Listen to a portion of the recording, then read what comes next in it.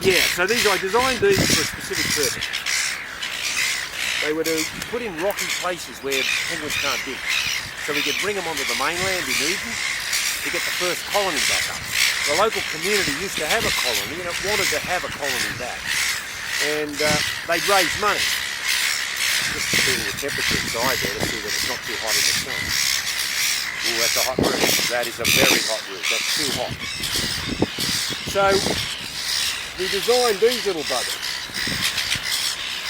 And they're made by a group of women called the Fixit Sisters, which are sort of like the women's shed, like, you know, a men's shed does.